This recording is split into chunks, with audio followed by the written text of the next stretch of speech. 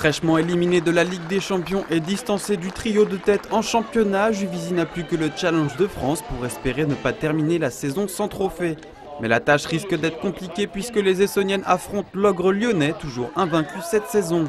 En première mi-temps, les deux équipes se neutralisent, chacune se créant des occasions, mais aucune ne finira au fond.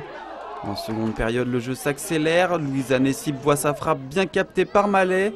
Lyon pousse et Virginie Mendes sauve son équipe en repoussant sur sa ligne la tête de Camille Abili. Sur le corner qui suit, le ballon reste dans la surface. Cafouillage devant les buts de Juvisy, le ballon retombe dans les pieds d'Eugénie Le Sommer. Mais la numéro 9 lyonnaise ne parvient pas à cadrer sa frappe. Juvisy se relance alors. Amélie Coquet, lancée en profondeur, fixe parfaitement Laura Georges avant d'adresser un centre millimétré pour Tonazzi. Mais l'attaquante essonnienne voit sa reprise frôler les montants adverses. Juvisy fait douter Lyon et Sonia Bonpastor n'est pas loin de marquer contre son camp. Avec une Audrey Mallet en état de grâce, Juvisy tient le choc. Les Lyonnaises vont tout de même trouver la faille avec Sandrine Bretigny rentrée en cours de jeu. Mais l'attaquante rhodanienne est signalée en position de hors-jeu. Audrey Mallet, toujours elle, stoppe ensuite en deux temps la frappe de Lara Dickenman avant que la Suisse ne rate l'immanquable quelques instants plus tard. Quelques secondes avant le coup de sifflet final, Sandrine Soubeyran trouve la barre transversale sur un coup franc dont elle a le secret. Virginie Mendes ne peut reprendre de la tête, les deux équipes vont devoir se départager au tir au but. Et ça débute mal pour Juvisy, Camille Abili, première tireuse, ne tremble pas avant que Sandrine Soubeyran tire hors du cadre. C'est alors que le show Mallet commence, la gardienne de Juvisy stoppe le tir de Wendy Reinhardt avant que Nelly Gilbert remette les deux équipes à égalité. Sonia Bonpastor manque ensuite complètement le cadre.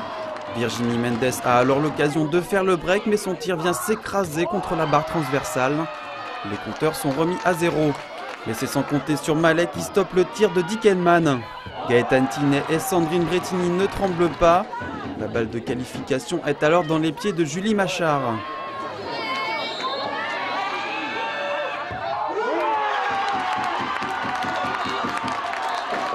L'attaquante de poche de Juvisy expédie son équipe en demi-finale. Les Juvisiennes qui doivent notamment remercier leur gardienne, auteur d'un très gros match.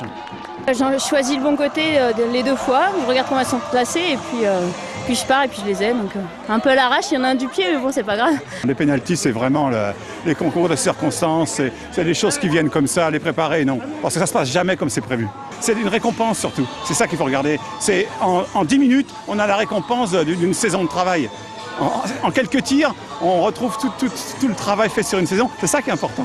Je crois qu'aujourd'hui, elles avaient du jus, elles avaient du courage, elles avaient envie de prouver à cet Olympique lyonnais qu'on a pris des cartons à Potsdam, on a pris des cartons à Lyon. Mais ces cartons, ils étaient beaucoup trop lourds par rapport à l'écart qui nous sépare.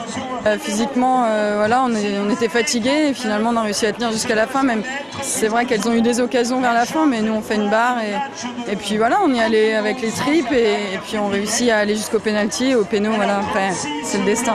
On a bien été solide défensivement. Toutes les filles ont fait leur travail. Des fois plus ou moins bien, avec une coordination des déplacements qui n'était pas toujours ça, mais ça s'est battu jusqu'au bout.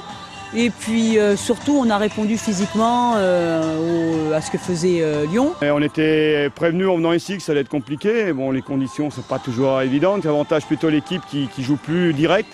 C'est pas dire que l'équipe de Juvisy ne joue pas bien au ballon, mais une équipe plus directe. Et bon, je m'attendais un petit peu à ce match-là. J'étais un peu déçu sur la deuxième mi-temps. Sur la première mi-temps, sur la deuxième mi-temps, on s'est créé des occasions, on a loupé un petit peu la manquable à la fin, mais on peut se faire tuer aussi sur un coup franc. Puis bon, où je suis très déçu, c'est qu'on n'a pas eu les nerfs au pénalty. Il y a des filles qui se sont trouées et ça m'inquiète un petit peu.